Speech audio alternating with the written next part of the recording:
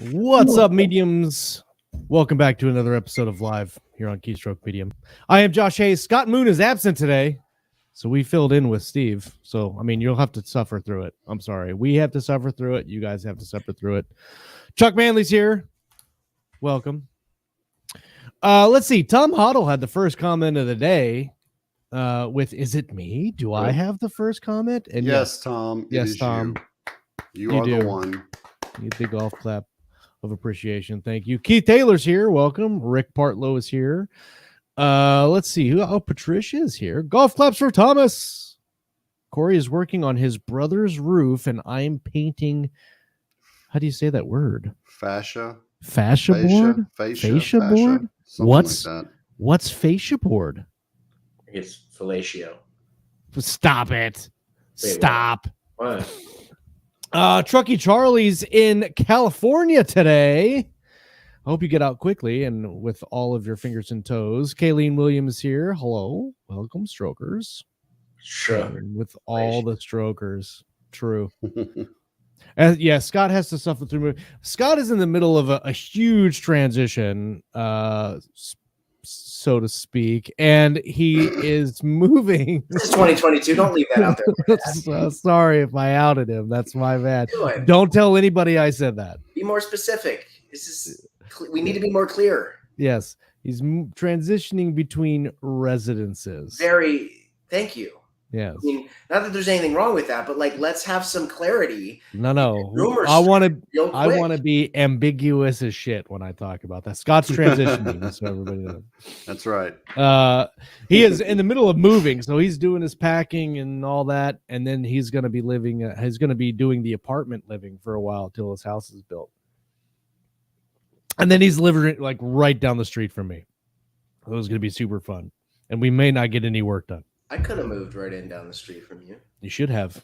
Dude, there's a big, huge house up here on the lake that's for sale. It's got a dock and everything. We have keystroke parties there. How about you want to go halvesies? Get this house we put a bid on. Yeah.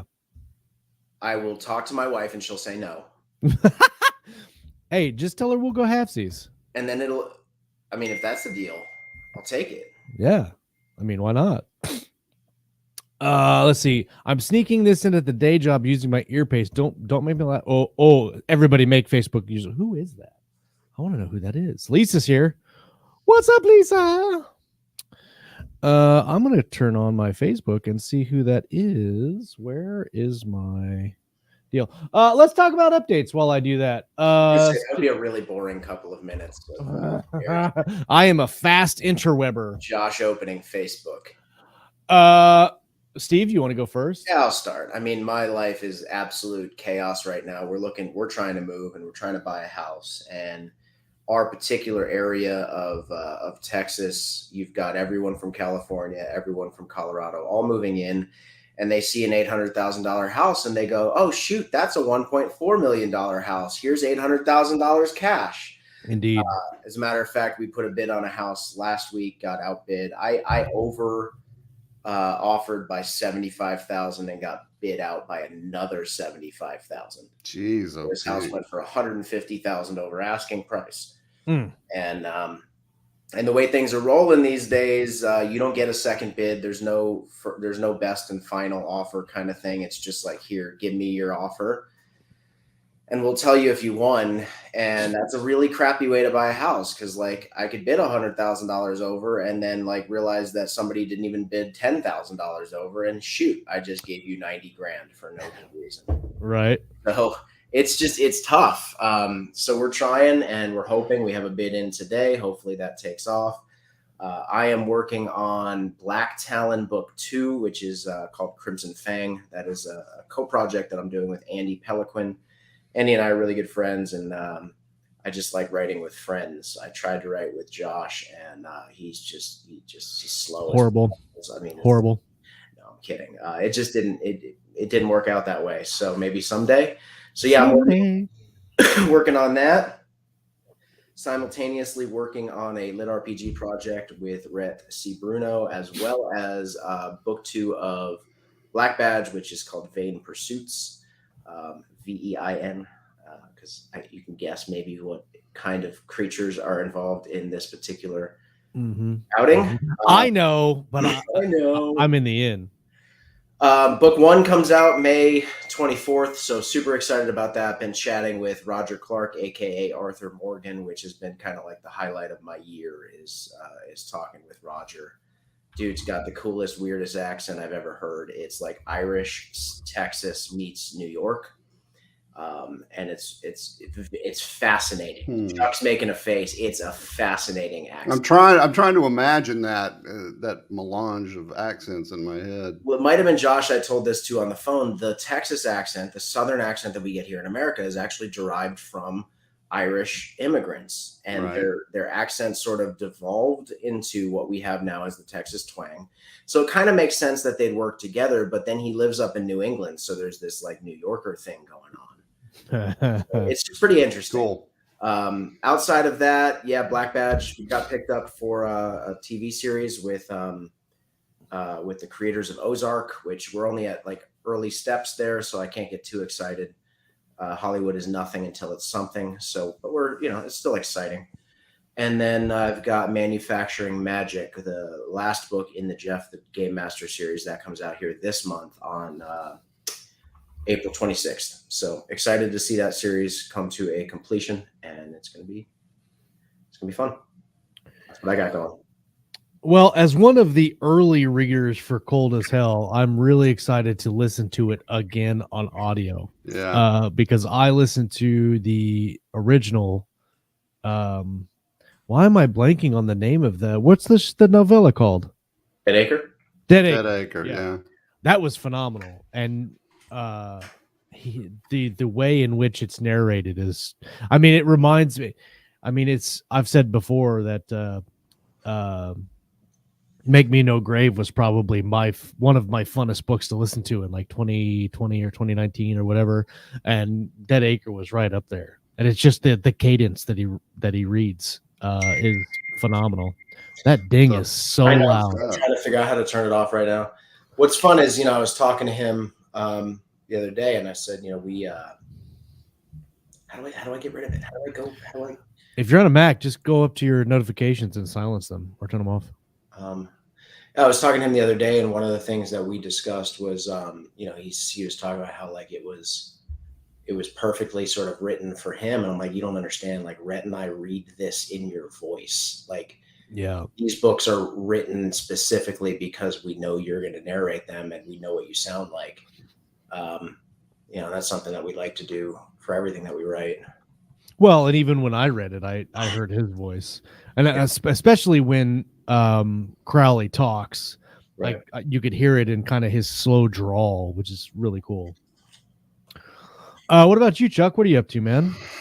Oh, same old, ticking away on Dark Dimensions, Jack Darque book 3.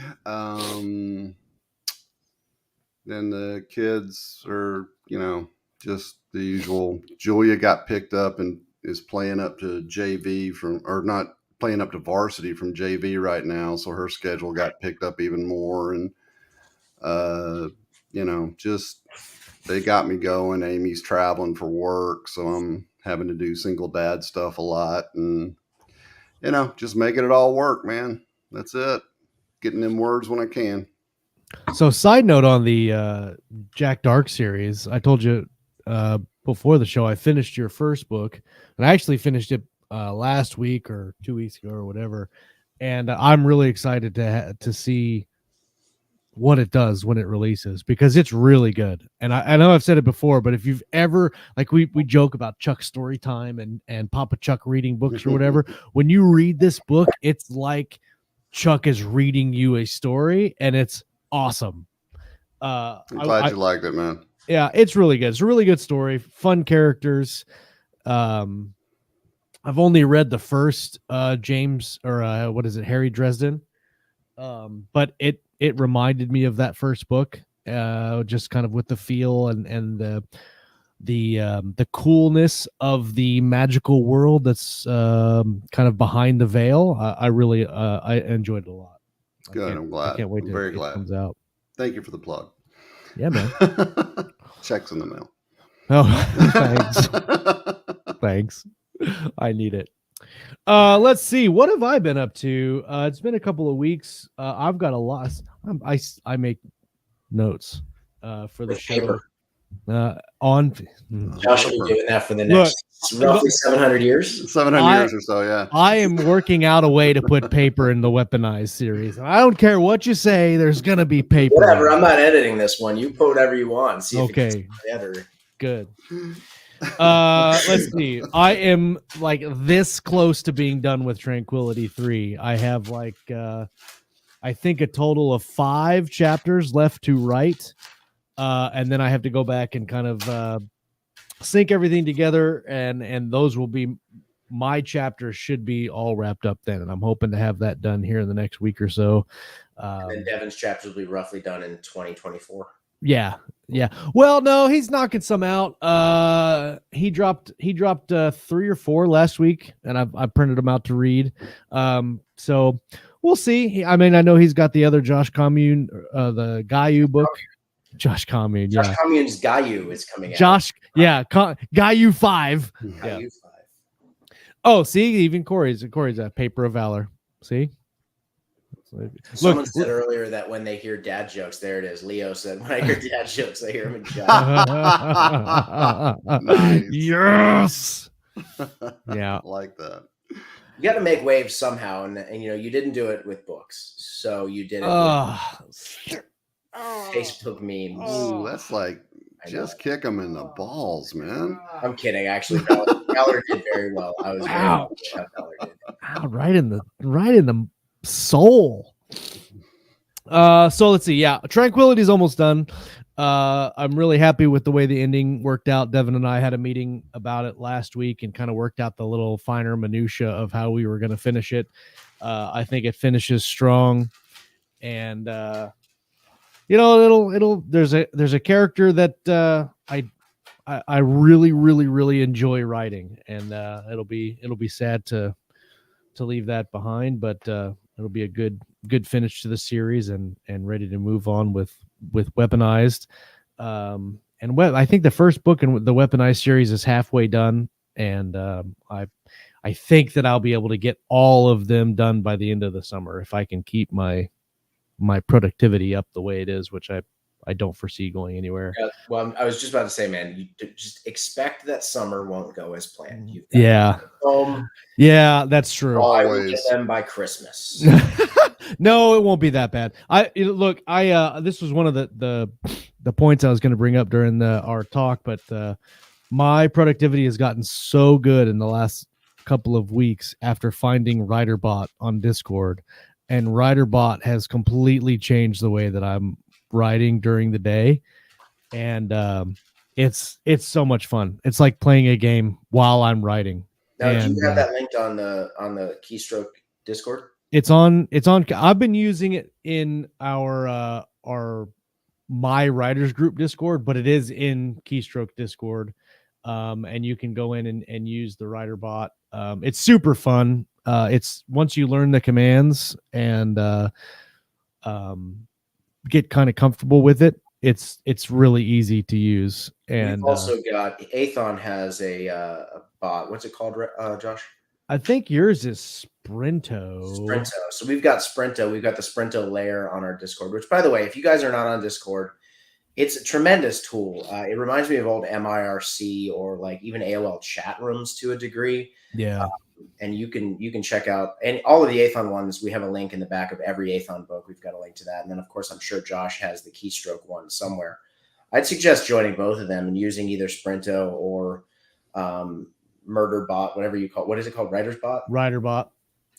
They are very helpful. They get you sprinting with other people, and you put in your time. You put in your starting word count, and then it times it, and then you get your word count at the end. And it's just helpful for productivity. I'll post. I'll bring up. I was showing it to Chuck here a little bit ago. Let me show you. Yeah, I guess I'll have to get on Discord. It's basically this is my writer group Discord, but basically you like Steve's saying. Careful that you don't have somebody's private stuff showing. No, it's all over. So this is we don't want any of Scott's before and after pictures. Yeah, no joke. you got you punch in your number, you write it times whatever time you want to sprint for, it sets it up, and then you can punch in your stuff. It gives you a little congratulations, you leveled up and you finished all this stuff, and it tracks like different projects. It can track through profiles and stuff. So it's super neat. And I've been getting my word counts in like before noon, sometimes even before 10 or 11 every day. And it's been super helpful. I really enjoy it. So yeah, I posted a link to our Discord in the live chat. Should be in our show notes as well, thanks to Ken. But it's super fun, and maybe we'll set up a day during the week where we can do like a keystroke sprinting day, and we'll just all hop in there and start sprinting because it's super fun. Well, while we're talking about productivity, I started using, I think most of us know Hank Garner, or Hank Garner's at least a name that's familiar to most people. Hank got a gig as the community developer for a company called Dabble. I don't know if you guys have heard of Dabble Writer, but he hooked me up, and I've been working on Dabble Writer for the past like 2 weeks, and really, really enjoying it. And I'll be clear, he's not paying me. There's nothing like that with this. He just said, hey, dude, check this out and see what you think. I think it's dabble.com, but it's basically a web version of Scrivener, but to me, a lot cleaner and more focused than Scrivener. It sort of like formats your book as you write. You can set it up into different chapters. There's notes. There's a co-writing thing coming out. I'm kind of beta testing the co-writing options right now. But I mean, there's nothing wrong with Word. There's nothing wrong with Pages. As a matter of fact, I'm a Pages writer. I kind of like everything as clean as possible, but that's why I liked this, because it was just uber clean. Danny said, I love Dabble. And then he just started this community, which, Josh, I don't know if I showed it to you, but it's fantastic. It's basically this Facebook app, a social media app called Circle Community. And I was like Story Cafe or something is Storycraft Café, and I was actually even going to suggest it for Keystroke. Although Facebook is really great with the groups and stuff, we face all the algorithmic crap with Facebook that this thing just doesn't seem to have a problem with. There's no ads or anything, like Storycraft obviously pays something to have this thing. But, we've got like 300 members on Storycraft right now, and I've just really enjoyed this social media community for writers that has not yet gotten too caught up into political, social stuff. It sticks to the craft of writing, and, just kind of gives the people that are, it is very keystrokey in nature. And so even if we didn't start our own, I think there'd be, an opportunity with Storycraft to like have a keystroke channel even in there. And I've just loved it. I'm not usually the guy that like jumps to different social media networks. I like Facebook. I've stuck with it. But this is uber focused for writers, and it's been pretty cool. I scrolled through it the other day when you mentioned it. The Storycraft one. I didn't sign up for it yet or anything, but it does look interesting. I like that there's things that are broken down for genre, and it's definitely set up for writers with a whole bunch of different resource tabs and things like that. So it'll be interesting to kind of dive deeper into it and see everything that it has to offer. I've never heard of Dabble before, but I just looked it up. By the way, if you're watching live, I just put the links to both of those, Storycraft and Dabble, in the chat. And they'll be in the show notes. Danny said it has ProWritingAid integrated. It does, which is really Dabble does, because like you'll pay for ProWritingAid separately, right? And then but this is like a one-time payment or whatever the pricing is for Dabble, and it comes with ProWritingAid. Sort of as you're writing, it helps you with the corrections and stuff like that.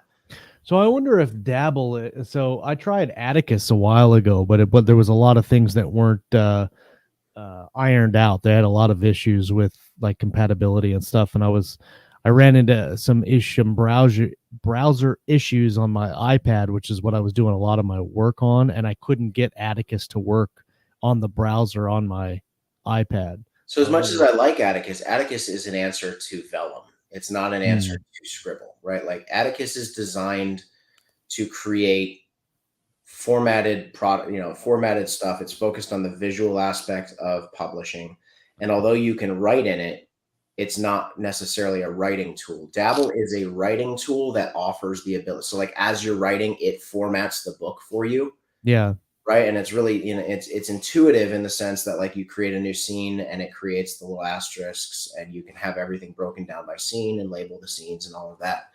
And for somebody like me who struggles with outlines, it's really helpful because like even if you're not outlining your book, as you're writing, you can create the outline on the side, like name the scene, and it begins to create an outline as you go. So at least you have your past outline, even if you don't have your future outline. So it's just been helpful to me. Not getting paid for it. Nobody's getting paid from me. But like if you're looking for a tool to help you be a better, more organized writer, I found that Dabble is pretty good for that. I'm gonna have to check that out because I like. Yeah, I might dabble with Dabble. Dabble.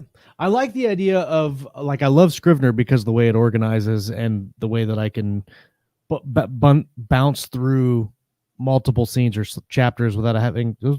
You have a Word document at 100,000 words, it becomes very bulky and it's very hard to move through it. And on Scrivener, it's bulky to me. Do you agree? Yeah, with that? Word. You think Scrivener is clunky? Scrivener is clunky to me.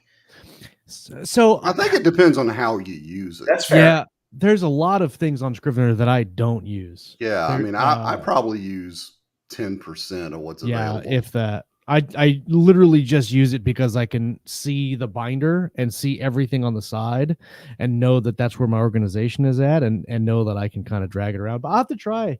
I'll give you the negative to Dabble is the same negative that Atticus has, is that it's web-based, right? So if you don't have internet, you're working offline, and of course you've got to make sure that, and I haven't run into this yet, but like if I write 10 chapters offline, what happens when I go online? Does it sync with what I wrote offline? I don't know how all of that works. Right.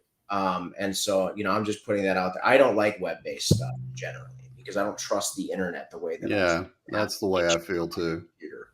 So I could never be a Google Chrome book, right? I could never. Yeah. I don't use Google Docs, but Google Docs is okay if you're like pulling stuff off and putting stuff on. Like that's how Devin and I share the chapters of Tranquility back and forth. I write in Word for those chapters and then dump them into our shared Google folder, and then he pulls them out and reads them.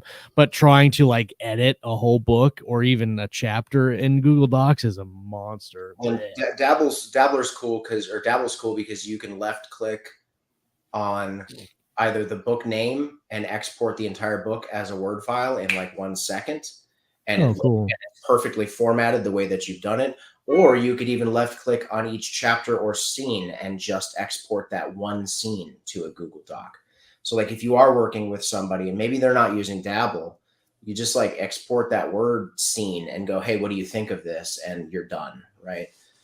Yeah, I'm going to have to check that out after the show because there's a 14-day free trial. So Danny said, I wish I could incorporate track changes from my editor into Dabble. So right now they are working on all of that because I'm sort of helping beta test it as a co-author. That's why Hank brought me in, because Rhett and I co-author so often. He asked if we would be a beta test for him because like they need somebody who does this, 4 books a year. Right. He needs somebody that does it often and understands the needs of a co-author. And so we've got the beta version, which has all the track changes, and they are currently implementing an editor like aspect of it so that an editor could actually use it. I have told him that like I don't know a single professional editor that's going to switch from Word anything else. Right. But like you might end up with an editor that you find that this is how you do it. But if you don't, then when you do it, you just export it as a Word doc. And I think once you import it back in, it'll have all the track changes on there for you with the new stuff that they're doing. So I'll make sure I mention that to Hank, that the import needs to maintain track changes from Word for editor's sake. That's a good point. Yeah. Well, that's cool. I'll have to check that out. Yeah, sorry. Didn't mean to turn this into a commercial for Dabble. Well, these are all productivity tools, so it's right in line with this is what we're talking about today. So that's cool. Real quick, I'll just mention that I finally managed to get the final entries in the flash fiction competition over into the folder. So our judges are going to be reading those over the next week or so, and then I will ship those off. We'll figure out the 3 finalists. I'll announce the stories, the story titles that are the finalists, not the authors. And well, I don't know if I'll do that. I might wait until they come back from Tony. We'll see. Actually, really, we'll see. I haven't decided that completely, but they're almost done being judged, and then we'll get them sent off and get a final 3 on there. If you're not on our Keystroke is going every month, and now that April started, the beginning of the month is also always a good time to jump on there. We mentioned WriterBot and using that for sprints, but I document all my words on the Keystroke. I've even got a brand new notebook where I'm documenting all my individual sprints. It's probably redundant, but whatever. And then really quick, before we start our talk, I kind of wanted to go on a little rant a little bit and talk about something that is not my fault. No, it's not. That was amazingly big in the writer community over the last month, and Sanderson? Yes. So the Brandon Sanderson Kickstarter is finished now, and I want to show you guys.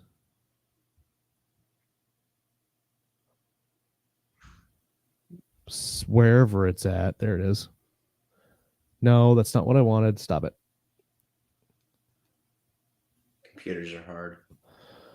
Oh yeah. It for some reason it asks if I want to block. Like I'm trying to share the screen, and it's like, do you want to block your thing? I'm like, no, that's not what I. 2 million or something like that. Allow. Okay, there we go. So Brandon Sanderson. Oh, I need to make this bigger. $41,754,153 in a single month. That broke every single record that Kickstarter has had previous.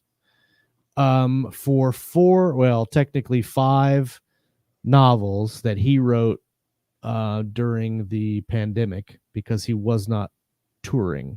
So $8 million a novel. Yeah. And from 185,000 people. 185,000, including me.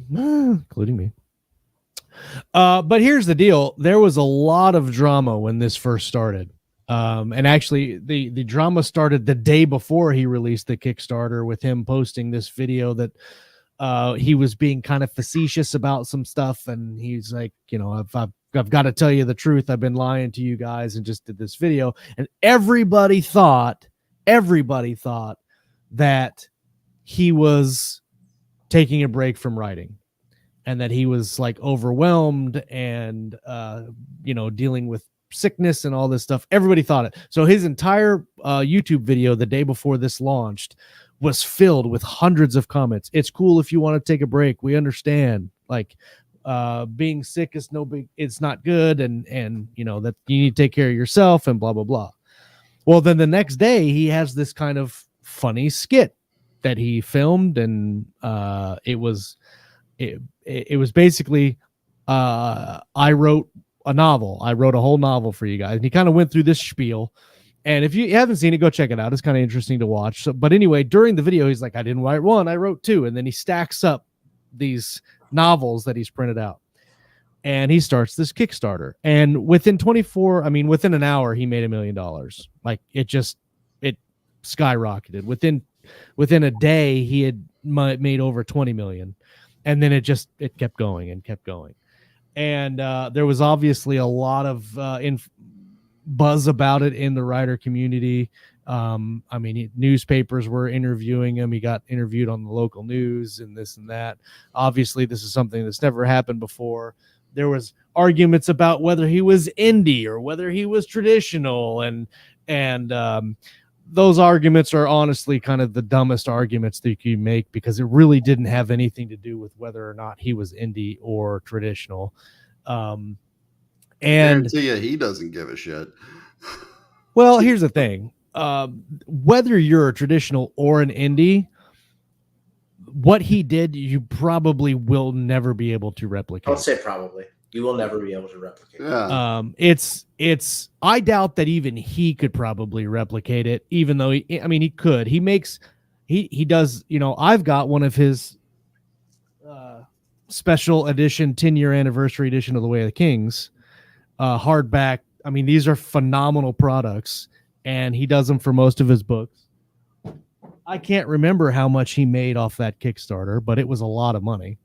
But Brandon Sanderson has crazy fans. Like, you will never meet a fan like, Game of Thrones in his heyday, probably, but probably not anymore. Brandon Sanderson has crazy fans, and they trust him as an author, and that trust has been built over a decade of writing books. That they are like, we love how he writes, we love his stories, so they're willing to pay. Already finished these 5 novels, and he's already finished them. Well, he's got to edit them, he's got to do all that stuff. So again, the argument over indie traditional was kind of dumb in my opinion. There were people saying, well, there was indie people saying he wouldn't have been able to do this as a pure indie. He was only doing it because he built his fans on traditional publishing, which is true. Yeah. But a normal traditional author would not have been able to do that regardless. But then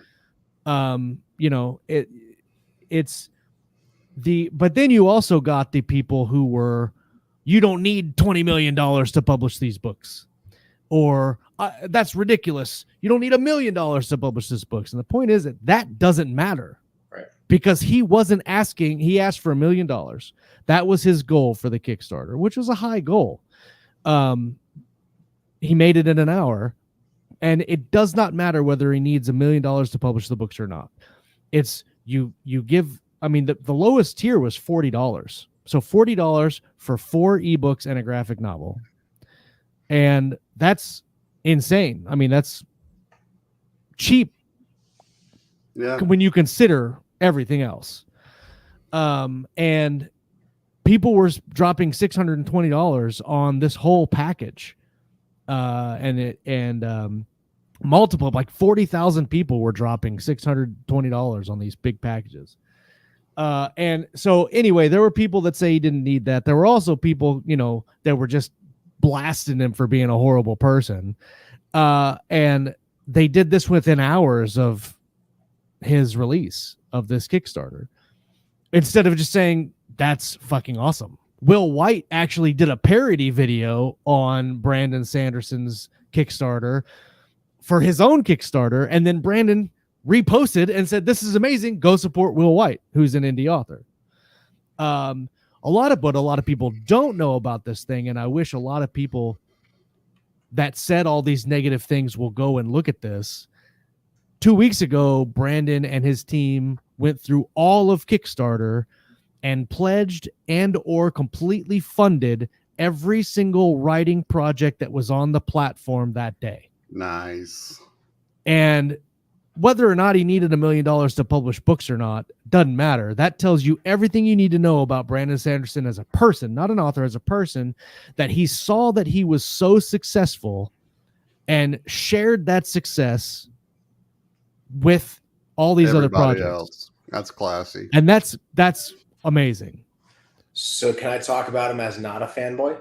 Yeah, absolutely. Right, I know. We had this talk. Josh is the fanboy. I'm going to talk about him from the opposite perspective. I don't necessarily like Brandon Sanderson's books. I have nothing against the guy. I don't really know him, right? But let me talk about it from the opposite perspective. First of all, what a tremendous achievement all around, right? Like, I don't care. These are the same folks complain that like Joel Osteen makes millions of dollars selling books. Sorry. The dude's not making money as a pastor. He's making money as an author. Sure. Right? Brandon Sanderson put out there that he wanted to do this project. Enough people, 185,000 of them, were interested in this project enough to put their money out. Nobody was bending their arm or breaking their arm to make them do it. They wanted the product because, like Josh said, they trusted Brandon Sanderson as an author. Yep. There was no manipulation tactics. Is $10 pretty high for an ebook? Sure, but not in the traditional market. Right. And that's what I was meaning earlier. Not in the traditional market. I don't think Stephen King could have achieved this. No. Stephen King, I don't think so. Brandon Sanderson has a finger on the pulse in a way that most of us don't. Now, the argument of whether or not it's indie or traditional, here's the only issue I see. I'm getting tagged by every Joe Schmo that I know that's not an author in, quote, self-published author makes over $40 million on Kickstarter. And of course, my response is there's nothing self-published about these books. Sure. I don't care that there's not a publisher involved. He is a publisher. 100%. Okay. He owns a publishing company. There's 10 people working for him. Just like when I release a book, I am not self-publishing a book. I'm releasing it as an Athon book. And if I released it as Jaime Castle or Steve Beaulieu without Athon involved at all, maybe then it would be something, but it's not, because I've got the full financial backing of Athon Books behind me in the same way that he's got this whole thing going. It's not self-published. Right. It's just published under his publishing house, right? So that's the only argument I can see to be made there. I've seen everything from like this guy's taking money out of, I think somebody said it in the chat, out of authors of color and marginalized groups. These are, to me, I'm sorry if it sounds, these are insane arguments to me, because like, just because somebody supports one thing doesn't mean they don't also support another thing. It's not 100%. Like James Johnson had $600 to his name and he used it on Brandon Sanderson, and because he didn't use it on somebody else, like nobody's taking money out of anyone's pocket here. Right. On the whole flip side of it, I bored Chuck. Chuck left. On the whole flip side, you've got this. These are the same folks that are spending $640 on Brandon Sanderson that complain when an indie author charges $4.99 for an ebook. 100%. Brandon Sanderson did the same, if not, I don't want to say less, but if not less work than most indie authors did on this project. He wrote a book, he put a video out, he made $41 million, right? Like, sure. How many of us have written 5 books and made $40? Right. Right. So like, let's just put it into perspective. Is he a better author? I don't know, because there's about 1 billion books out there that nobody's ever read that might be better than Brandon Sanderson. It's true. And there's just no platform for it. So like, I look at several of our authors and I go, okay, Brandon Sanderson is doing the same thing these guys are doing, but he built a platform off of TradPub because he had some good books. It's all subjective, right? Like, you don't like his books, and that's fine. Listen, I like his right. Right, exactly. It doesn't have anything to do with whether they're better or not. It's all subjective. And I hate bell peppers, but I understand that people like bell peppers. 100%. You know, 100%. And I can eat a bell pepper and also go, I guess I understand why people like this, but it makes me want to throw up. And that's not. I'm not extreme. I'm not saying Brandon Sanderson makes me want to throw up. Like, I've read several of his books, and I just don't necessarily enjoy the writing style. Yeah, it's too dense for me as far as like the magic systems, which is what everyone likes. 100%. So I see you talking about it, like, I get why Josh likes this. I just don't. So Rick said he hates bell peppers. Yeah, Rick and I are blood brothers. Yeah. So like, there's probably 1 billion things that we could discuss about Brandon Sanderson. No, he did not need $1 million per book. He didn't need $8 million per book. It doesn't really matter though if he needed that. Well, and I will say too that a lot of the indie writers that were saying he doesn't need such and such amount of money to publish a book, like I said, doesn't matter. But I will say that his hardcover edition books, the quality of those books does not compare to what an author would do on CreateSpace on a, like CreateSpace doesn't exist anymore, Josh. Who the hell? Well, whatever, dude. I don't do that stuff anymore. Man. I don't do that stuff. Look at this. Look at this. They're gold lined books with full color painted inlays with color chapter headings, and these are like stout leather books. And this is not what you would get on an indie paperback book. So while it may not cost $1 million to print one of these, I mean, he's still investing thousands and thousands and thousands of dollars in the products for the books. Now, the core of all the arguments, I will open this up to argument and debate. The core of it all is jealousy. Oh, true. Oh, are you talking about the comments? The Yeah. comments. Absolutely. Everyone is jealous. There's nothing wrong with like admitting that we wish we could do what he did. Dude, I wish I could do 1/100th of what he did. Just a little bit. Just a little bit. Right. Rhett and I face the jealousy stuff a lot. because we built Athon to the place where it is. But you guys don't. I don't say you guys. These people don't understand what we have put into this business. Right. Like, we don't know what Brandon Sanderson is doing behind the scenes. Yeah, it's the whole iceberg thing. Like, Rhett and I didn't just magically become like best-selling publishers. I haven't seen my family in 3 years, right? Like, I'm finally at a point where I can take a day off. So, all of that stuff to say, like, yeah, it sucks that this dude made 41 million and we do the same job and make, peanuts compared to that. But at the end of the day, capitalism isn't fair, but I'm a capitalist. Well, number one, I have absolutely zero problem with Sanderson doing what he did because he didn't hold a gun to anybody's head. It doesn't matter what he asked for his books. Whatever the rankings and the goals and shit were. Right. He said, "Hey, I've got these things. Here's a way you can help me get them into the world." And a whole bunch of people responded and gave what they wanted to give. So I got zero problems with any of that. But what I'm curious about, Steve, is something you just said. If you were to go on Kickstarter, plop down 5 fully completed novels and say, this is this, and I need, $500,000 to get them all out into the world, you don't think that people would react? No, I mean, I could look on Kickstarter right now and find you 100 authors wasting their time. But are these authors who actually have finished?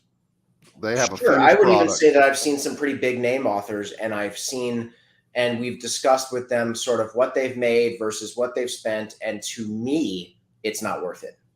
It's just not worth it at all. Now it's worth it to have a product and things like that. But here's the other aspect. We're forgetting this. Brandon Sanderson set a goal of $1 million. Guess what? He could have made more than $1 million with a publisher, so he needed to make sure he made sure that he was going to make more than he could have made selling these 4 books to Tor, right? Like I could get $10 million for Brandon Sanderson's audio, right? Like that. Well, as a comparison, Kevin J. Anderson started a Kickstarter, and I saw his YouTube video, which is a very short announcement video. And right now he has 3 days to go on that Kickstarter. He has 495 backers and he has $35,000. And you could argue that Kevin J. Anderson is a bigger name than Brandon Sanderson. No, I mean, no, you really can't. But I love Kevin. Well, but how many more dozens of novels does Kevin have released over how many years? Yeah, but Kevin didn't come off of Wheel How many of more Time. dozen novels does Rick Partlow have over? 100% true. Right, number of novels doesn't equate to anything. Well, no, I wasn't saying that. I was just saying he's got a fairly large fan base. I mean, do you think that Sanderson would be Sanderson if he had not taken over the Wheel of Time? Personally, no. I don't either. I'm not sure. I'm not sure. I mean, I've not finished the Wheel of Time, and I wanted to finish it because I wanted to see how he finished it, because he finishes books like nobody's business. But I don't know. I mean, Mistborn did phenomenal before he got the okay to go and do Wheel of Time.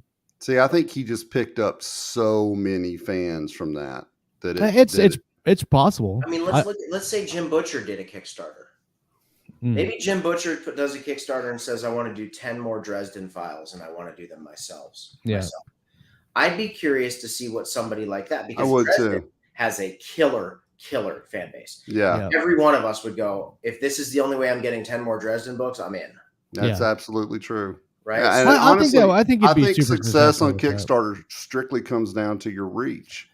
How many eyeballs can you get on it? Yeah. A lot of my issue with Kickstarter now, Rhett and I did a Kickstarter to start Athon. Like, one of our sort of taglines is we started with a $4,000 Kickstarter and turned it into a multi-million-dollar company, right? Like, Kickstarter can be good, but we used it for the purposes that Kickstarter was created for, and that was to kickstart a project. Right. What Kickstarter has turned into, especially in the author community, is a pre-sale platform.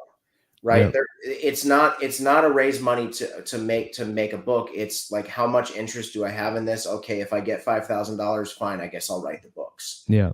So See, that's why I thought him having the books done was such a correct. big That was difference. a great thing. Yeah. Well, and to be honest, I think that even if the books weren't done, he still probably would have made the same amount of money. I agree, because they trusted him to finish the books. Right.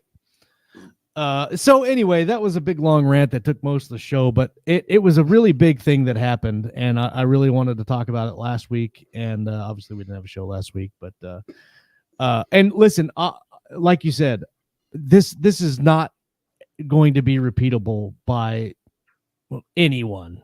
Stephen King to me. What did Will White do? I don't know what. Will White has a rabid fan base. Dude's books go to #1.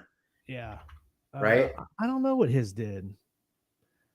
I think he's just doing collectors. He did actually really good. Actually, he got 760,000. So right, not 1 million. Yeah, not 1 million, but right, like if it was Brandon Sanderson's Kickstarter, it wouldn't have cracked. Yeah. Wouldn't have cracked 1 million. I'd like to see what like Shirtaloon would do. Of course, we don't need to do a Kickstarter for Shirtaloon, and we don't want to do a Kickstarter for anything that doesn't need a Kickstarter. Right. You know, but I'd be curious what some of these things would do. But nothing's going to come close to the dude that just broke every single record. Yeah, and now there's going to be so many people doing it now, like trying to replicate that, and not having any success. But anyway, it's like you said, whether you like Sanderson or not, it was phenomenal to see what he did. I can't wait till he released the prologue for Stormlight 5, which is still going to be traditionally published, and that won't come out till next year. I'm really excited to read that. Let me say closing marks real quick. This was a phenomenal win for Brandon Sanderson. This wasn't a phenomenal win for indie publishing. That needs to be said clearly. Mm-hmm. Yeah, I agree with that. Nothing happened for us. This doesn't change a thing. Yeah. There's still a big grind. He's one of those writers that he's kind of out in his own space. I mean, I it doesn't change anything, but I hope that people don't get in their minds that, I can do a Kickstarter and then make $1 million and not have to write anymore. Because Brandon wasn't doing the Kickstarter to not write anymore, right? He's not making $40 million and like bouncing them out. He's going to keep writing no matter what. And I think that in and of itself should be the driving factor too, if you want to make this a full-time thing or not, is if it's actually the writing that you're happy with, not the money, which the money matters. Like, don't get me wrong. The money definitely matters. You can't do it full-time if you're not making that money. But whether you make $1 million, $10 million, or $500,000, whatever it is, if it's the process you like, then it's definitely, that's the point. That's the thing that, speaking of which, on a slightly different note, but also related, Jeff Haskell is getting ready to release a Grimm's War, and it's 3 military science fiction novels. I've read the first one. I'm in the middle of reading the second one, and first of all, the reception he's got from all of his early readers is fantastic. I'm in a writers group with him, so I get to talk with him about it. I think it's going to be one of the biggest military sci-fi series that Athon has done, comparable to Drop Trooper in its success. It is super good. The writing is phenomenal. More than a handful of people have compared it to the early Honor Harrington books by David Weber. And I say those books and not all of them, because the early Honor verse books are way better than the newer ones, or the more recent ones, I should say. And I'm not sure when that comes out. I think it's actually next week, I think. Either tomorrow or a week from tomorrow. I should probably know. Yeah, April 19th. There you go. Book 1 comes out April 19th. It's on pre-order, but don't pre-order it. Wait till it comes out. But it is phenomenal. Really, really good. And I hear that don't pre-order. I was waiting for that. We usually steer clear of pre-orders, but this one has gotten a good number of pre-orders, so pre-orders are beneficial at this point. Oh, okay, so go pre-order. Here, look, I'll put the link in the thing. Hold on. It's called Against All Odds. Yeah, I'm gonna put the link in the. Let me clean that up. I'll get rid of the reference code. FYI, if you ever copy a link from Amazon and you're not using Amazon associate links and you're just linking it, delete everything after the B number. Yeah. Like then it's so much cleaner. Like from the question mark on is useless. Yeah. This book is great. I cannot say enough about this book when it comes. Let's see, what is today? The 4th, so 2 weeks. It comes out, and the second book is just as good. Jeff Haskell's a really good writer. He's a really good dude. So I wish him all the success with that.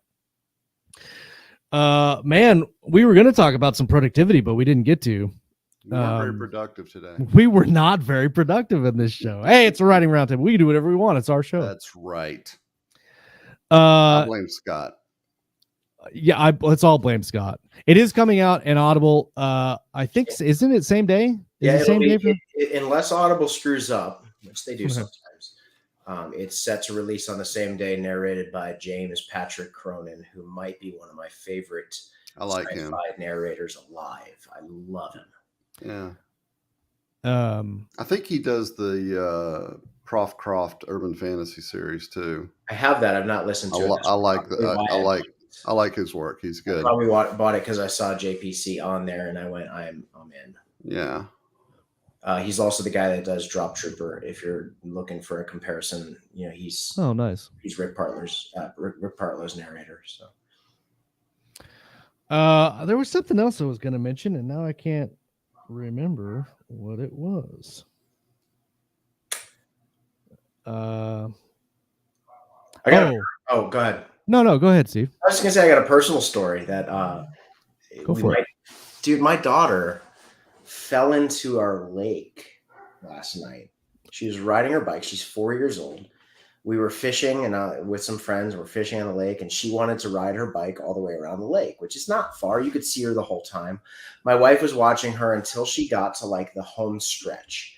And then I guess she went, oh, and then she and our friend were like, oh, she did a great job. And then they look away and I'm fishing and my buddy starts screaming, dude.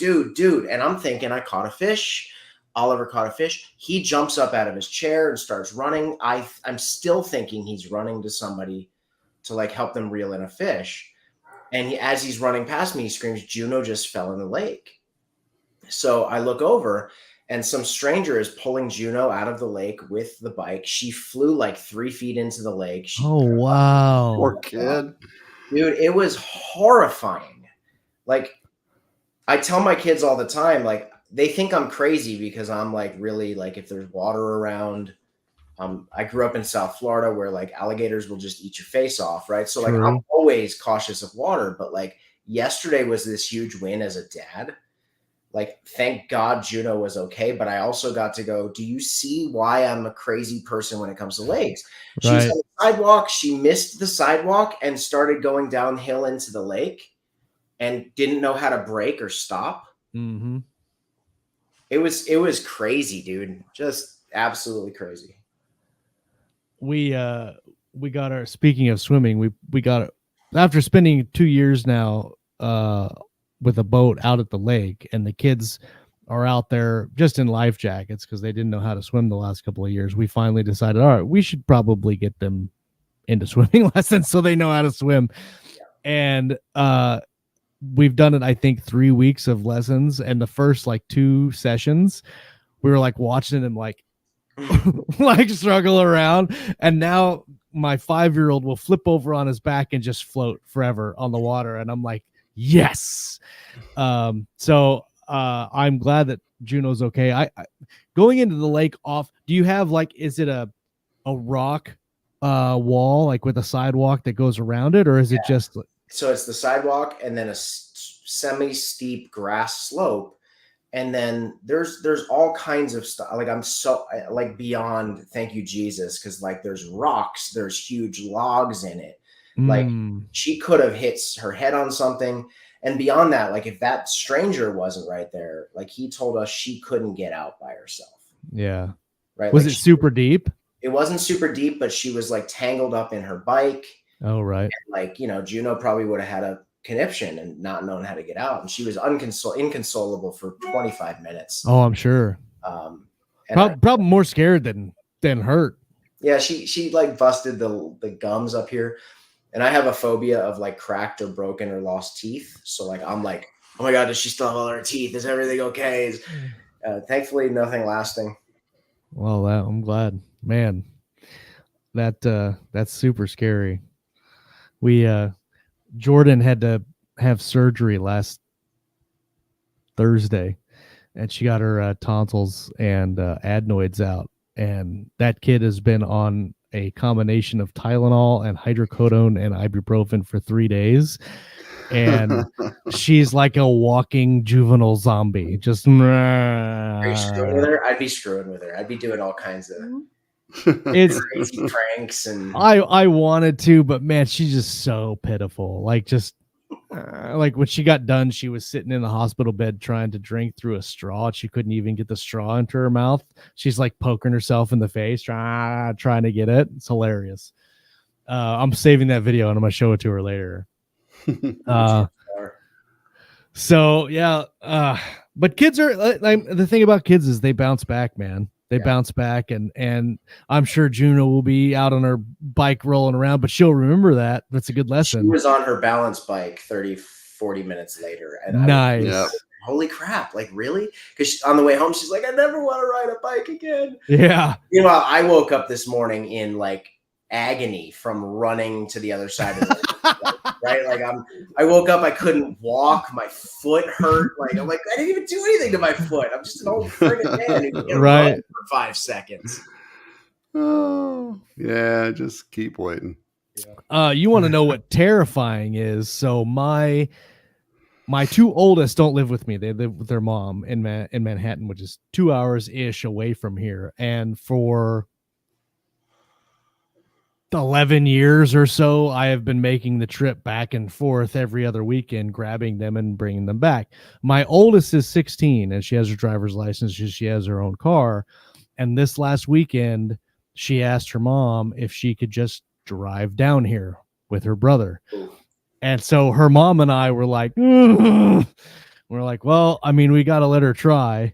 And we were sweating bullets, and I did the whole like where she shares her iPhone location with me or whatever. And she did it like a champ, and she drove down, and she left yesterday and they drove back. But man, the whole time I was like, I cannot believe my daughter is driving on an interstate by herself, well, with her younger brother. And I was like, man, I don't know how to deal with this. But then I was like, hey, I don't have to do it no more. It was a victory for me. There's definitely an upside to it. Yeah. No, yeah, that was terrifying. I think her mom was actually more nervous than I was, but she did a good job. She's a good driver. Listen, everybody, thanks for coming and hanging out with us today while we kind of ramble and talk about different things. Sorry for missing last week. I forgot that I had bomb training, and so I got to go, and we get to watch a whole bunch of applicants kill themselves in the bomb suit, and that's always fun. Not really kill them. I mean, like we're talking about here. Let's like, yeah. Well, okay. They put on the bomb suit, and then they have to do a series of exercises and different things. And if you've never been in a bomb suit, it's an experience just to be in it. But then when you are asked to do things, you're like this. We had 2 guys that should have got disqualified at the beginning because they had a panic attack when they put on the suit. But we let them kind of continue on. And then we had one guy that on the second exercise just up and quit and took all the stuff off. And he's like, no, I'm done. I'm not doing it anymore. And then one of the final applicants, the last event is what we like to call Kepley's House of Pain, because it's ridiculous. And you basically put on a suit, you put on an oxygen tank, and then you put on a gas mask and the bomb helmet over it. Damn. And so it's a lighter, in quotation marks, a lighter suit. The main suit weighs about 100 pounds total with the jacket, the pants, and the helmet. The search suit weighs about 80-ish. But then you have the oxygen tank, which is another 25. You've got the APR, which limits your vision and your breathing, and the helmet. So let's just say like you've got 110 pounds on and you can barely breathe. and you have to go into this building. You've got to find a downed officer, which is a 120-pound mannequin, and then you've got to get that out of the building and then cross the parking lot to the safe zone. And that sucks. And it's all timed, and you have to do it as fast as you can. And the female that was in the suit doing it, one of the final ones, she almost didn't finish. And me and the other guys, we gave her some encouragement as she's stopping and she's breathing. You could tell she didn't have anything left. And I think we probably yelled at her for about 6 minutes. And it took her legitimately 6 minutes to go 50 feet, which was the final 50 feet of the event. And it's tough, and a lot of people can't do it. And it's super fun to watch people they take it off and they're like, I get to the end and you'd be like 3 hours and 7 minutes. Yeah. The building is not there anymore. Yeah, everybody's gone. You're just standing there in the suit, like, where's everybody? You saved one person, but you took so long inside they died. Yeah. You're done. It's great fun. We actually had one guy roll his ankle. He basically got like a partial fracture, rolled his ankle on the first event a couple of years ago in the suit, and then finished everything. And when he got home, his wife is a nurse practitioner, and they took off his shoe, and his ankle was like this big around and like discolored. And she was like, yeah, we need to go to the hospital. You can't he was sitting there drinking whiskey. Like, I'm good. And she was like, no, I won't feel this in a minute. Yeah. It's good times. So, hey, anyway, thanks everybody for coming and hanging out with this guy. I think Brian, is that Brian, Mansur, I think maybe. Welcome and thank you guys for hanging out. We will be back next week. We'll have a show. Steve, thanks for stepping in for Scott today, man. Thanks for asking me.